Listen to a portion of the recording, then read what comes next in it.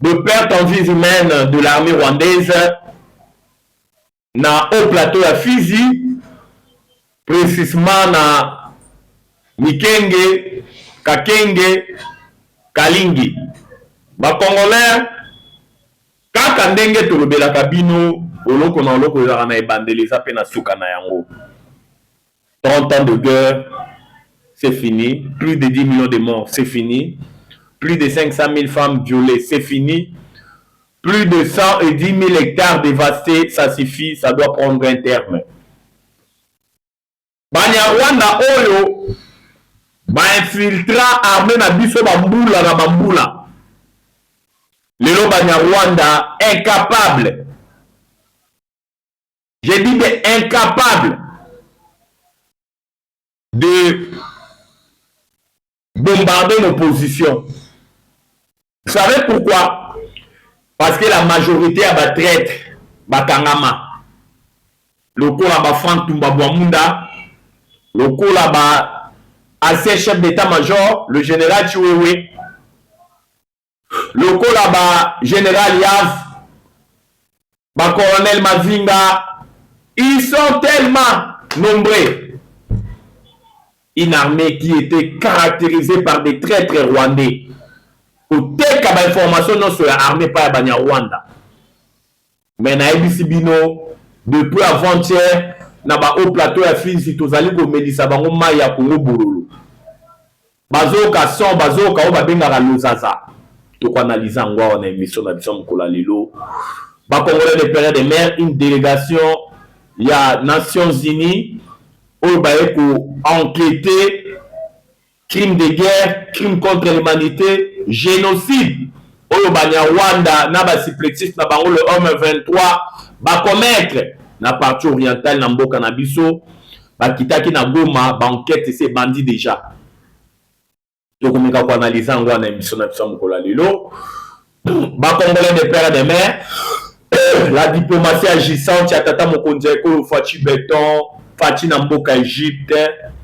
Hier, il a pris langue avec le président égyptien. Il y a eu des accords qui ont été signés.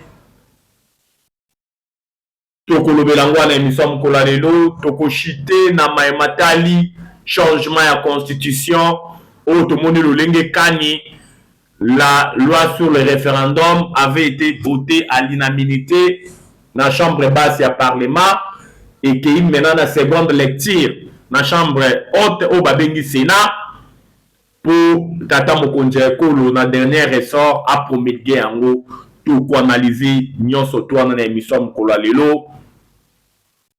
Opposition ya nzala oyo bazali kolobake lobi bako manifester liboso ya palais du peuple pour na côté les la changement à constitution pour na côté les la loi sur le référendaire oyo taki koleka opposition ya nzala opposition ya mayuya opposition ya primangondo tout analyser nyonso to na émission Mkola lelo sans plus tarder. C'est votre humble serviteur, Nakombo Jonas Ngandou, surnommé Charles Nana, toujours na Petros à télévision, Naka N8 TV, où te saigne na binobo s'abonner massivement. Bonjour, bonsoir, cela dépend de l'heure à laquelle vous allez kolanda émission d'Abissam Mkola lelo. Ba Congolais kaka ndenge tolobaka pona bolingwa Congo, jamais tokanga monoko. Car le Congo c'est le pays de nos aïeux. Le Congo, c'est notre dénominateur commun. Tokotama ba Congolais, Tokokufa ba Congolais. Ba Congolais des pères et des mères. La paix a changé de côté. Vous savez que Mikenge, Kakenge, Kalingi, Kunana au plateau, il y a Fizi, Izalaki reconquis par nos vaillants militaires, les FARDC. Après avoir effectuer une repli tactique parce que Boubi ke Banyarwanda batinda ki ba drone et bombarda ki Mikenge na niveau où vous n'aurez même pas l'idée. Notre armée, étant donné que le FARDC c'est une armée professionnelle où il respecte le droit international humanitaire, ils étaient dans l'obligation de faire une repli tactique en vue de protéger ma vie à ma paisible citoyen au Bazalaki na Mikenge, kuna na au plateau ya Fizi, l'armée rwandaise na ba supplétif na bango ba Turanero ba Retabara bayaki ba okipaki Mikenge, mais occupation ezalaki à courte joie parce que tout le monde a qui le lolenge kani la contre-offensive ezalaki dirigée par Bayibu na ba allié na biso oyo na ba patriote na biso to bengi ba wazashu ba wazalove ba frappaki Banyarwanda jusqu'à la mois de pinière oyo de Banyarwanda batikaki manduki ebele après avoir enregistré des pertes énormes côté armée rwandaise oyo bazali kosinali biso ete ke matanga ezali kokontinue na Rwanda, bitumba ezali na Congo mais matanga esalema kobe na Rwanda. Banyarwanda bazali kosila baveuve baorphelin na parlons même pas batuti basili na Congo. Toyebisaka bino matin midi soir que le sanguinaire Paul Kagame asala baventure na ye na Congo uta Mzee Laurent Désiré Kabila kubengana Kondo Maréchal Mobutu Sese Seko Kukwendo Wazabanga kubengana Mobutu Kabila oyo batiaki na pouvoir. Le fait qu'Aboua qui respecté accord de l'Emera oyo esengaki ke Rwanda azwa 300 km uta ba frontière na ye na Congo. Tout le monde a eu le lingue kani Mouzepe Banyarwanda babumaki ye na palais des marbres. Tout le baka, nous devons connaître l'histoire à ne pas l'oublier. Tout le monde a eu le lingue kani. Il fallait que le tata mokonzi ekolo aza faible. Ou aza na nationalité douteuse. Bazwa ki bongo Hippolyte Kanambe alias Joseph Kabila. Sous prétexte que azali mwana ya Mzee Laurent Désiré Kabila. Avec Hippolyte Kanambe alias Joseph Kabila, ils étaient des mèches, ils étaient en connivence. On a ça la biso G à Chauve, il y a Tom et Jerry. Il y a un moment le lingue Kani, durant 18 ans à Joseph Kabila, 66 millions de dollars. On a coupé ça na Kagame. Bon, le lingue Kani, durant 18 ans à Joseph Kabila, nos frontières étaient pourries. L'accord de Rubavu. Et moins le président honoraire nigérien. Il y a un moment suit police Kanambe alias Joseph Kabila. Donc, les deux armées étrangères, quand les pays étaient occupés, se sont bâtis dans plein centre-ville à Kisangani. Maintenant, au cours de la cour internationale, il fallait tout fonder l'armée rwandaise et l'armée ougandaise. Mais on avait épargné l'armée rwandaise étant donné que Joseph Kabila c'est un Rwandais. On avait jugé bon d'acquiser seulement les Ougandais. Tout le monde a dit le lingue Kani. Durant 18 heures, Joseph Kabila, notre armée était sous embargo. On ne pouvait pas se procurer des armes. Pour se procurer des armes, c'était une démarche bureaucratique. Il fallait écrire dans le Conseil de sécurité pour le Conseil de sécurité à Nations Unies après Saval, un fournisseur qui a Manduki. Vous savez que Kosomba Manduki c'est une confidentialité, c'est un secret. Mais quand vous êtes allé en haut sur la place publique, communauté internationale à Yebi, la plupart des pays où il y a communauté internationale, na Rwanda, ils sont des mèches. Bakoya Daïsi Banyarwanda, Tala Kongo, Nga Somba, tel modèle à Manduki, Bino Somba, où il est Kiwana. Bref, le Congo était enterré durant 18 ans, parce qu'on avait placé un étranger au sommet de la République démocratique du Congo. Zambé à Congolais à Tala Lobino, non. Les choses doivent changer. Il y a eu des élections il y a 2018.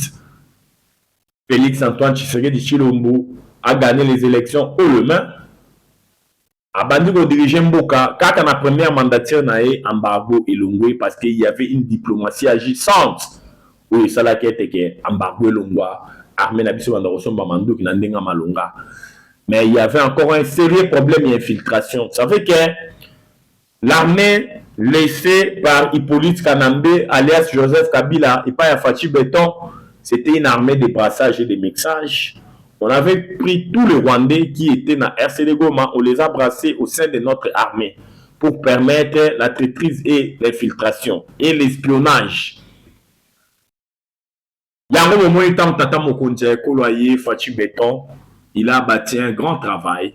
Ba traître, bango moko babimi na Mpoisa.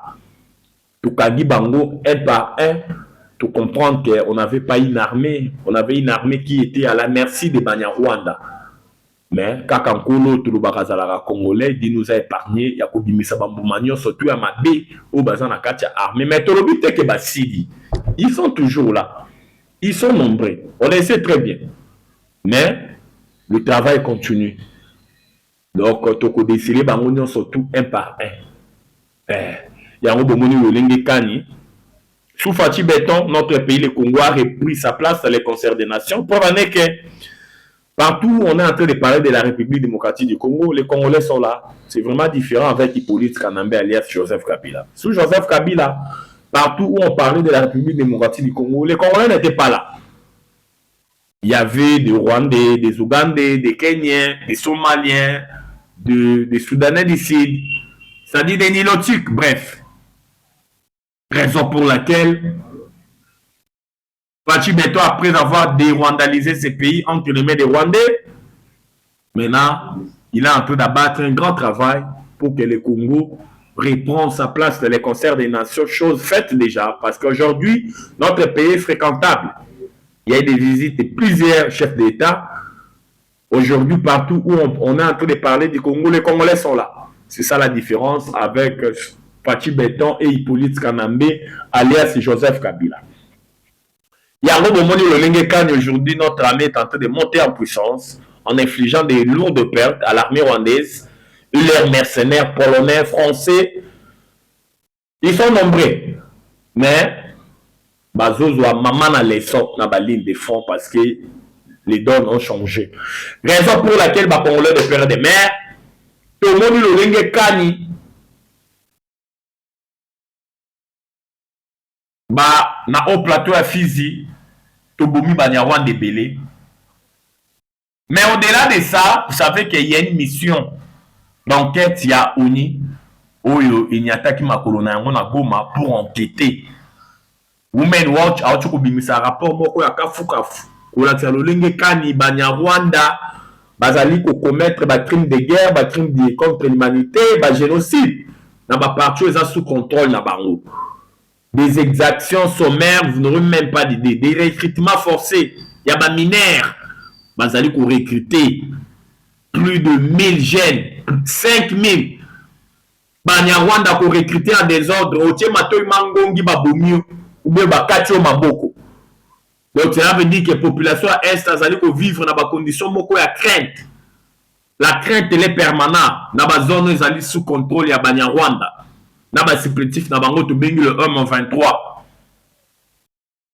mission d'enquête ya ONI où ils allaient ko sala déjà musala na Goma pour na ko la kisa lolenge kani ba crime de guerre ba génocide et ils allaient ko se commettre matin midi soir na ba zone eza sous contrôle ya Banyarwanda. Ba Congolais de père de mer, les relations entre les États sont basées par les intérêts. Sans intérêt, on ne peut pas parler des relations entre les États. Le chef de l'État Fatih Béton, depuis avant-hier, il a foulé le sol, il y a Mboka Égypte. Parce que son homologue, le président égyptien, Abengisa Kié, pour Namaematali, coopération bilatérale entre les deux pays, l'Égypte et la République démocratique du Congo. Le chef est allé là-bas en vue de signer plusieurs protocoles d'accord. Parce que vous savez qu'avec les Égyptiens, il y a un accord, il y a défense. Où ils allaient s'engager ça. Biso na ba Égyptiens. Prévenez que la majorité, militaire na biso belé, ba formation en Égypte. Misusu ba tikali toujours na cadre, toujours il y a la formation. Parce qu'on a compris que sous Fatih Béton, vu l'immensité de notre pays, nous devons avoir une armée très très forte. Une armée dissuasive. Oui, que ça a été que Banguna, ma voisin à Bisso, tout ça na Bango, na ba frontière, Tim Kourouye sur Kouya. Oyo ba lornya kaba minéraux, Nkolo, Atia na Mboka na Bisso. Quand vous avez une armée dissuasive, ils n'oseraient même pas entrer, faire un randonnée à santé na Congo. Ils auront peur. Regardez ce que les Rwandais sont en train de faire dans notre pays. Parce qu'ils ont compris que nous n'avons pas une armée. Il y a des infiltrés rwandais au sein de l'armée, au bazali ko pesa bango ba information matin midi soir.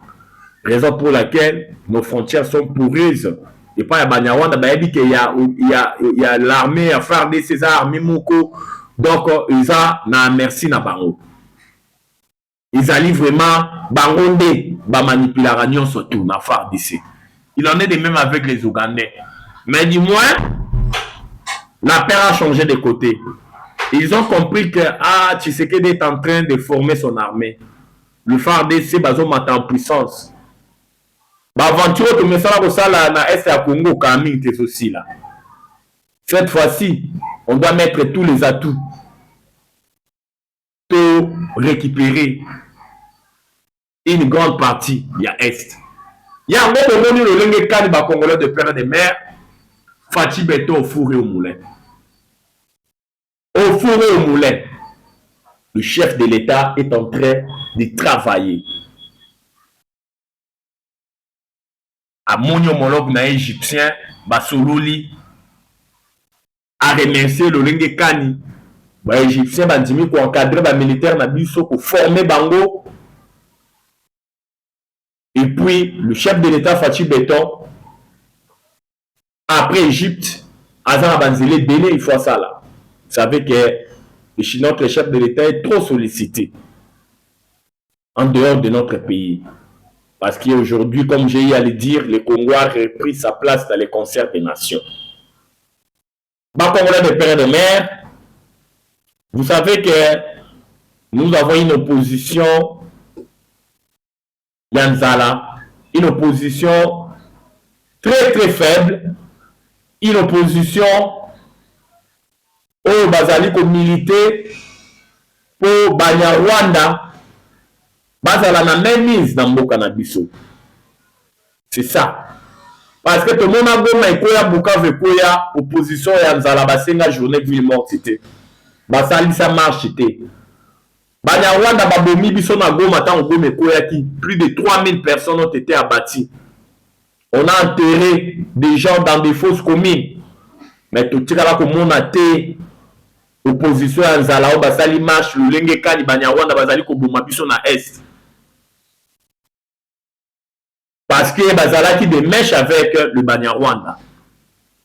Tant où les lots au Bakongomani balobité, nous devons changer la constitution parce que cette constitution fait bon ménage avec la guerre de l'Est. On doit la changer. Tout le monde directement opposition à Nzala Balamu qui balobi Fachi Simba nyonso me simba la constitution te parce que yo il faut kende. Parce que Otie Kagame mal à l'aise. Kagame mtazali ko financer biso. Des gros tiens mal à l'aise. Il faut kende. Le chef de l'État est combattu par les Rwandais. Est combattu par l'opposition ya Nzala. Oyo bazali ko lala te. Bazali ko bunda poli politique kanande azonga na pouvoir. Bazali ko bunda pour sauver les sanguinaires Paul Kagame. Bitumba ya opposition ba Congolais belé boyebité. Départ ya Fachi Beto zali pour Kagame a respirer. Parce que Kagame a déjà asphyxié, il est aux abois, a acquilé par la diplomatie agissante chez Fachi Beto. Pour la barre, il faut mettre maintenant tous les atouts. Si c'est que d'ici, il s'agit à Kende avant 2028, il faut à Kende. Pour Kagame déjà assis à essoufflé. Essoufflé. Il y a un moment où l'Olenge Kani Bazali Kola la té. Pour multiplier ma stratégie. Après échec et journée ville monte Basali Saki les 3. Les 12 balobité marche, sitting. Liboso a parlé du peuple. On a collé qui s'alolenge Kani. Tozali côté mais la changement à la constitution parce que tu sais que il faut kende. Abundisi Kagame Ming, il faut tu sais que la kende. C'est ça le langage au bateau caché. Derrière constitution, derrière Boui. Pas Congolais. N'a pas de Congolais de père et de mère. Tous à la vigilant. Où ils allaient comme Mabeli, ils allaient comme Mboka. Tous ces deux na information le couteau, ils allaient côté pas l'opposition à Zalaté. So ils vont aller le lenge kani, Facha Zola Kimboka, na le lenge kani Mboka ils allaient kokende. Il y a quand même une lueur d'espoir que Makambozo Bongwama. Malende Malembe.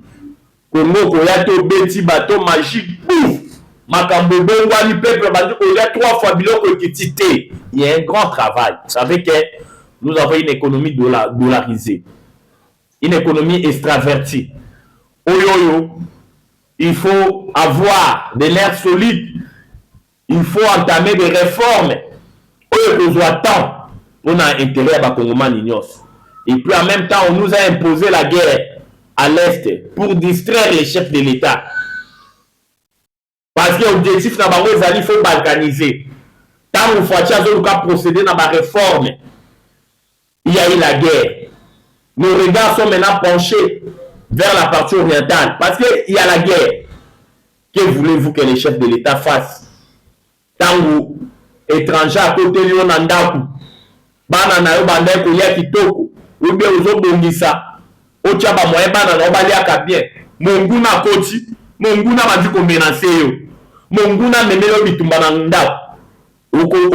Yo attaque tata responsable. Okoluko s'occuper na na bana obe koluka, obunda obenga na monguna, ali mananda kuma yo. Soki abimi na ndako na yo, oye bandenge nini ya kotia bana wana ba condition ya malonga. Ya mboza ya liboso ezali d'abord oko engager bitumba. Ko benga na monguna de telle enseigne que bana na bazala na sécurité, bazala na paix parce que makambu nyonso ko salema na lolenge lungo bani soki sécurité ezali, soki paix ezali, soki kimia ezali. Il en est de même avec les chefs de l'État Fachi Béton. Il est au four et au moulin. Il se bat.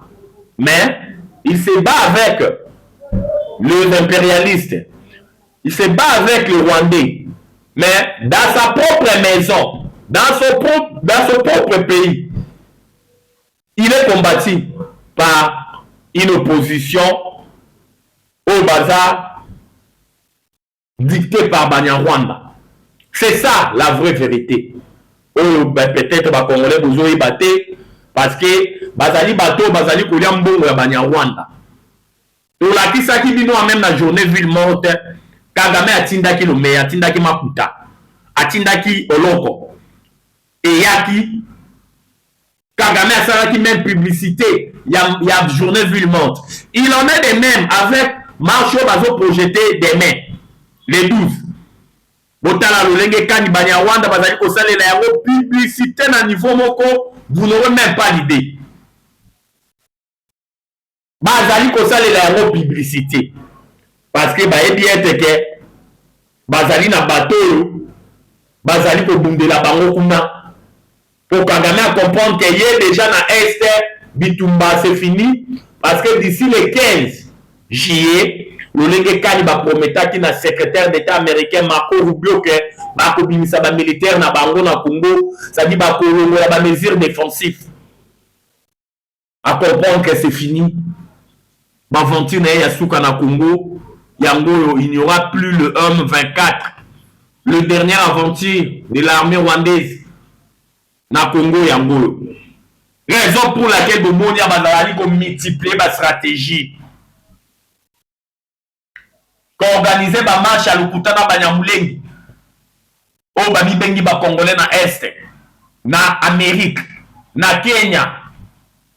Wana nyoso ezali essoufflement. Essoufflement ça tellement total. Azoe bateni na koki ko sala lisusu. Yango bomoni lolenge kani ba Congolais de père de mère. Méfiez-vous. Na ba information ya opposition ya nzala. Ya journée ville morte. O ba échouaki. Ya marcho bazo projeter lobby ba ko échouer pe parce que le peuple le peuple n'est pas avec eux. Peuple atikala kozala na bango elongote. Peuple ayebi nani azali kosala nini na mboka oyoyo. Le peuple ne plus dit. Peuple congolais azali o azali maintenant na maturité. O yayebi lolenge kani makambo ezali koleka. O yayebi lolenge kani makambo ezali kokende. O yayebi nani asali nini na mboka oyoyo. Raison pour laquelle on sait qu'on a bino ba Congolais de père et de mère, restons vigilants. Restons aux aguets. Nous abandi ko côté la mena na sima ya opposition o yanzala oyo azali kotindela bango mbongo matin midi soir. Monguna azali kokotela asa comprendre que na ligne de front c'est fini pour eux. Biliaki bango bikoki likolo ya diplomatie agissante ya tata mokonzi ekolo Fachi Beton. Pas congolais des pères et des mères, restez toujours branchés na ba chaîne na bino. Toko chite na maimatali pose chiwewe. Toko loba mingi fumate. Mais oyo tolingi to rafraîchir bino mémoire ezake. Soki bolandi pose chiwewe. Na kosenga na bino ba congolais des pères et des mères. Toke baka na malobo ebimaka na minoko ya bato. Ouais. Malobo ebimaka na minoko ya bato ezala couronné souvent na ba mensonge. Couronné souvent na lokuta, na kolempia. Sanduku eza obe motema. Boyibi ke chiwewe c'est un pasteur. Buluka na église azoloba ils ont battu mibale na ko trahir te. D'abord Nzambe c'est faux parce que Nzambe aza mututé. Et puis il y a mibale béton. Béton na ko trahir jamais. Mais boyokaki bulenge kani na WhatsApp ya chiwewe. Bakangai na ba conversation na John Numbi. Bakangai na ba conversation na Hippolyte Kanambe alias Joseph Kabila tata mokonzi ekolo ya kala. Kubenga tata mokonzi ekolo Fachi Beton Taliban na kopesa ye bino kala mingi te na koboma ye ngonga nyonso na lingi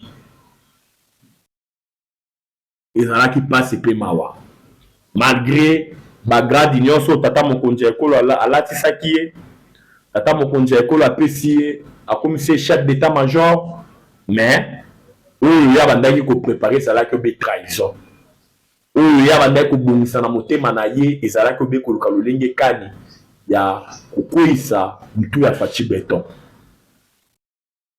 Mais kaka nzambe oyo tosalaka tosambelaka parce que Bible elobi ete ke toute autorité vient de Dieu. C'est ce que dit le chef de l'État parce que c'est Dieu qui a voulu qu'il soit là. Ce n'est pas par son bon gré. C'est Dieu qui a voulu qu'il soit là. Kaka nzambe oyo abatelaka koleka bato nyonso oyo abateli Tshisekedi na banguna na ye oyo bazalaki proche na ye oyo bande koyeba position na ye nyonso mais bakoki kosala ye mabe te malgré bazalaki des mèches avec bayini ya Congo banguna mais bakoki kosala ye mabe te oyo abateli ye ti banguna na ye bakangami moko oyo bazalaki proche na ye. On a le baka matin midi soir que tata mokonzi ekolo Fachi Beton Nzambe na batela kaye ezani ba garde du corps ezani banani c'est Dieu parce que sans kolo Facha roza la ti lelo te. Ouais c'est ça sans Nzambe Facha roza la ti lelo te kolo ndazali ko batela ye yango na osenga ba congolais des pères et des mères. Na poko nyonso tango botiaka ba famille na bino na maboko ya nkolo bozwaka ne serait-ce que 5 minutes consacrer notre pays entre les mains de Dieu, consacrer notre chef de l'État entre les mains de Dieu, Nzambe abatelae apesa une longévité parce que toyebaka yango bien que likama soko eli lelo tata mokonzi ekolo mboka na biso ozala na pasi pe mawa. Parce que oh tout bakoya na sima toyebi position na bango. Toyebi position na bango. Baliaka mboko banya Rwanda, ils sont redevables avec les Rwandais. Bakoya avec une seule mission, un seul objectif. Ya ko balkaniser mboko yo. Ya ko zongisa lisusu mboka na biso na maboko ya banya Rwanda. O bazalaka na projet ya les Tutsi gouvernent l'Afrique centrale.